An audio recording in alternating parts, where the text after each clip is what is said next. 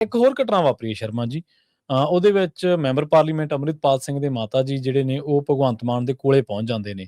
ਪਰ ਉਹ ਕਹਿੰਦੇ ਜਿਵੇਂ ਹੀ ਉਹ ਕਹਿੰਦੇ ਨੇ ਵੀ ਮੈਂ ਅੰਮ੍ਰਿਤਪਾਲ ਸਿੰਘ ਦੀ ਮਾਤਾ ਹਾਂ ਤੇ ਮੇਰੇ ਪੁੱਤ ਨੂੰ ਤੁਸੀਂ ਕਿਉਂ ਨਹੀਂ ਲਿਆ ਰਹੇ ਪੰਜਾਬ। ਤਾਂ ਜਿਵੇਂ ਉਹ ਸ਼ਬਦ ਸੁਣਦੇ ਨੇ ਅੰਮ੍ਰਿਤਪਾਲ ਸਿੰਘ ਤਾਂ ਸੀਐਮ ਦਵਾ-ਦਵ ਮੱਲੋ-ਮੱਲੀ ਇੱਕ ਜਿਹੜਾ ਹੱਥ ਆ ਉਹਨਾਂ ਦਾ ਫੜਿਆ ਹੁੰਦਾ ਉਹ ਛੁਡਾ ਲੈਂਦੇ ਨੇ। ਕੀ ਉਹਨਾਂ ਦੇ ਮਾਤਾ ਦੇ ਸਵਾਲ ਤੋਂ ਹੀ ਹੱਥ ਛੁਡਾ ਗਏ ਸੀਐਮ ਸਾਹਿਬ? ਦੇਖੋ, ਇਸ ਘਟਨਾ ਨੂੰ ਤੁਹਾਨੂੰ ਨਾ ਕਈ ਕੋਣ ਤੋਂ ਦੇਖਣਾ ਪੈਣਾ। ਜੀ। ਇੱਕ ਕੌਣ ਸਿੱਧਾ ਸਧਾਰਨ ਜਜ਼ਬਾਤੀ ਕੌਣ ਹੈ ਕਿ ਇੱਕ ਮਾਂ ਉਸ ਸਮੇਂ ਦੇ ਹਾਕਮ ਕੋਲ ਆਪਣੀ ਫਰਿਆਦ ਲੈ ਕੇ ਗਈ। ਸਹੀ ਹੈ। ਸਿਰਫ ਇੱਕ ਮਾਂ ਦੇ ਨਜ਼ਰੀਏ ਤੋਂ ਦੇਖੋ ਇਹਨੂੰ। ਜੀ ਜੀ।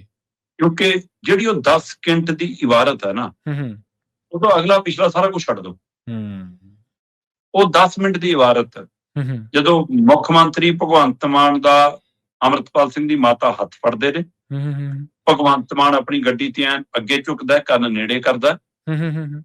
ਉਸ ਸਮੇਂ ਉਹ ਕਹਿੰਦੇ ਨੇ ਕਿ ਤੂੰ ਵੀ ਕਿਸੇ ਮਾਂ ਦਾ ਪੁੱਤ ਆ, ਮੇਰੇ ਪੁੱਤ ਤੇ ਐਨਐਸਏ ਖਤਮ ਹੋ ਗਿਆ ਤਾਂ ਉਹਨੂੰ ਕਿਉਂ ਨਹੀਂ ਪੰਜਾਬ ਲਿਆਉਂਦੇ, ਮੈਂ ਅੰਮ੍ਰਿਤਪਾਲ ਸਿੰਘ ਦੀ ਮਾਂ। ਜੀ।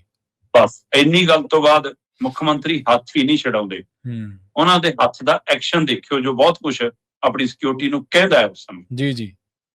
ਉਹ ਇਹ ਵੀ ਕਹਿੰਦਾ ਕਿ ਇੱਥੇ ਤੱਕ ਪਹੁੰਚ ਕਿਵੇਂ ਗਈ, ਉਹ ਇਹ ਵੀ ਕਹਿੰਦਾ ਕਿ ਲੈ ਜਾਓ ਪਿੱਛੇ। ਉਹ ਹੱਥ ਹੀ ਬਹੁਤ ਕੁਝ ਕਹਿੰਦਾ, ਇਸ਼ਾਰਾ ਹੀ। ਜੀ। ਪਰ ਇਹ ਇੱਕ ਪਹਿਲੂ ਹੈ ਸਿਰਫ ਮਾਂ ਦਾ। ਦੂਸਰਾ ਪਹਿਲੂ, ਉਹ ਬੜੇ ਇੱਕ ਹੌਸਲੇ ਨਾਲ, ਬੜੇ ਇੱਕ ਯੋਜਨਾਬੱਧ ਤਰੀਕੇ ਨਾਲ ਤੱਕ ਪਹੁੰਚਦੇ।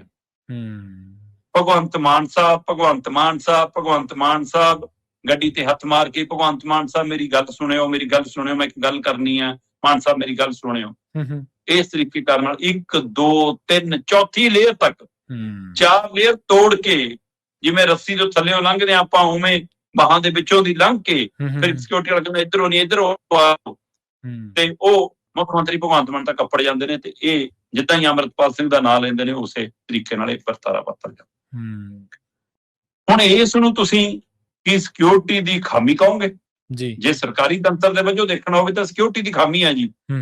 ਪਰ ਜੇ ਇੱਕ ਸਧਾਰਨ ਨਾਗਰਿਕ ਦੇ ਹਵਾਲਾ ਦੇਖਣਾ ਹੋਵੇ ਤਾਂ ਅੰਮ੍ਰਿਤਪਾਲ ਸਿੰਘ ਦੀ ਮਾਤਾ ਇੱਕ ਸਧਾਰਨ ਨਾਗਰਿਕ ਨਹੀਂ ਹੈ, ਇੱਕ ਚੁਣੇ ਹੋਏ ਮੈਂਬਰ ਪਾਰਲੀਮੈਂਟ ਦੀ ਮਾਂ ਹੈ।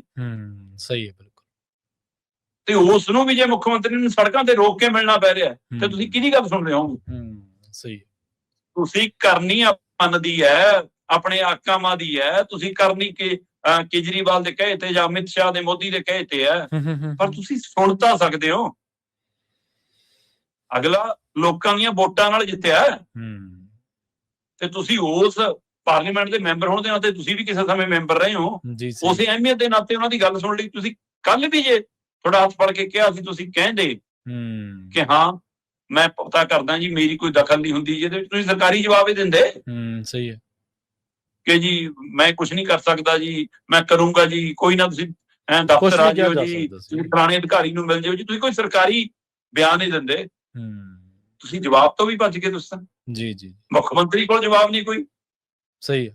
ਸੋ ਇਸ ਲਈ ਇਹਨੂੰ ਜੇ ਸਰਕਾਰੀ ਨਜ਼ਰ ਤੋਂ ਦੇਖੋਗੇ ਤਾਂ ਸਿਕਿਉਰਿਟੀ ਦਾ ਇੱਕ ਉਹ ਹੈ ਜੀ ਕਿ ਕਿਵੇਂ ਆ ਗਈ, ਕਿਉਂਕਿ ਇਹ ਇਸ ਧਿਰ ਦੇ ਨੇੜੇ ਨਹੀਂ ਜਾਣਾ ਚਾਹੁੰਦੇ।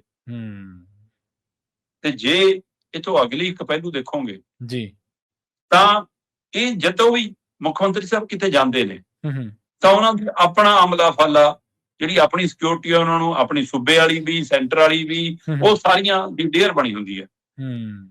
ਉਹ ਤੋਂ ਬਿਨਾਂ ਲੋਕਲ ਪੁਲਿਸ, ਲੋਕਲ ਅਧਿਕਾਰੀ, ਲੋਕਲ ਨੁਮਾਇੰਦੇ, ਲੋਕਲ ਵਿਭਾਗ, ਸਾਰੇ ਨੁਮਾਇੰਦੇ ਉੱਥੇ ਹਾਜ਼ਰ ਹੁੰਦੇ ਨੇ।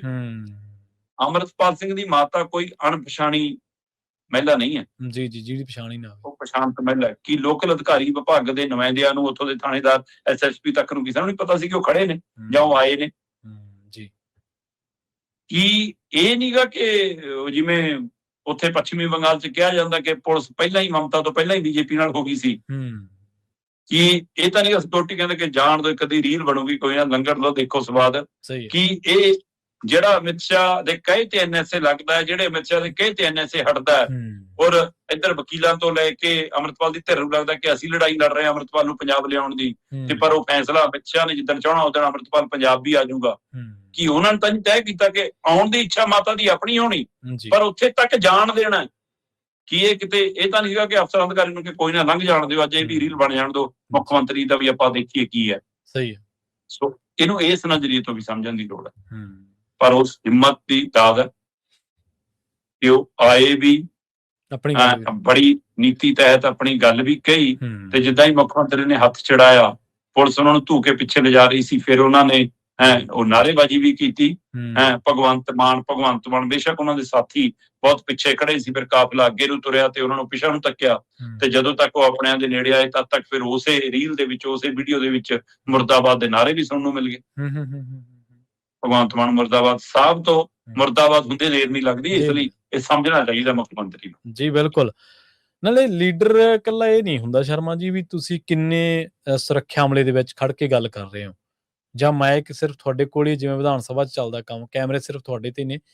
ਤੁਸੀਂ ਕੁਝ ਅਚਾਨਕ ਬਣੀਆਂ ਸਥਿਤੀਆਂ ਤੇ ਤੁਹਾਡਾ ਵਿਅਕਤੀਤਵ ਕਿਸ ਤਰ੍ਹਾਂ ਦਾ, ਜਿਵੇਂ ਤੁਸੀਂ ਕਿਹਾ ਹੀ ਵੀ ਉਹ ਵੀ ਕਰ ਸਕਦੇ ਸੀ, ਇਹ ਵੀ ਕਰ ਸਕਦੇ ਸੀ। ਇਹਦੇ ਵਿੱਚ ਨਾ ਪ੍ਰਵੀਨ ਜੀ ਇੱਕ ਹੋਰ ਵੀ ਹੈ ਜੀ, ਕਿ ਜਦੋਂ ਯਾਤਰਾ ਸ਼੍ਰੀ ਅਨੰਦਪੁਰ ਸਾਹਿਬ ਤੋਂ ਤੁਰੀ ਤਾਂ ਉਹ ਪੜਾਅ ਦਰ ਪੜਾਅ ਕਿਤੇ ਹਰ ਥਾਂ ਐਮਐਲਏ ਤਾਂ ਹੈਗੇ ਆ ਨਾ, ਚੇਅਰਮੈਨ ਤਾਂ ਹੈਗੇ ਆ ਨਾ, ਉਹ ਫਿਰ 150 ਬੰਦਾ ਲੈ ਕੇ ਸੜਕ ਤੇ ਆ ਜਾਂਦੇ ਆ ਕਿ ਲਓ ਜੀ ਸ਼ਾਲ ਪਾਉਣਾ, ਸਰੋਪਾ ਪਾਉਣਾ, ਹਾਰ ਪਾਉਣੇ, ਫੁੱਲ ਸਿੱਟਣੇ ਆ। ਫਿਰ ਉੱਥੇ ਕੁਝ ਬਜ਼ੁਰਗ ਮਾਤਾਵਾਂ, ਬਜ਼ੁਰਗ ਬੰਦੇ ਅਗਾਂਹ ਹੋਣਾ ਚਾਹੁੰਦੇ, ਸਿਕਿਉਰਿਟੀ ਰੋਕਦੀ ਆ। ਫਿਰ ਮੁੱਖ ਮੰਤਰੀ ਸਾਹਿਬ ਆਪੇ ਕਹਿੰਦੇ ਨਾ ਰੁਕੋ ਨਾ, ਆਉਣ ਦੋ, ਸਿਰੇ ਪਲੋਸਣਾ, ਆਸ਼ੀਰਵਾਦ ਦੇਣਾ, ਥਾਪੜਾ ਹੀ ਦੇਣਾ, ਆ ਜਾਣ ਦੋ। ਹੋ ਸਕਦਾ ਕਿ ਅੰਮ੍ਰਿਤਸਰ ਤੱਕ ਜਾਂਦੇ ਜਾਂਦੇ ਸਿਕਿਉਰਿਟੀ ਨੂੰ ਢਿੱਲੀ ਪੈ ਗਈ, ਛੱਡੋ ਯਾਰ, ਮੁੱਖ ਮੰਤਰੀ ਨੇ ਫਿਰ ਸਾਨੂੰ ਗਾਲਾਂ ਕੱਢਣੀਆਂ ਹੁੰਦੀਆਂ, ਕਿਉਂ ਆਉਣ ਦੋ। ਹਾਂਜੀ ਬਿਲਕੁਲ। ਸੋ ਇਸ ਲਈ ਕੁਝ ਵੀ ਸੰਭਵ ਹੈ, ਪਰ ਮੁੱਖ ਮੰਤਰੀ ਕੋਲ ਜਵਾਬ ਤਾਂ ਹੋਵੇ ਲੋਕਾਂ ਦੇ ਸਵਾਲਾਂ ਦਾ। ਸਹੀ ਹੈ, ਬਿਲਕੁਲ। ਜੀ।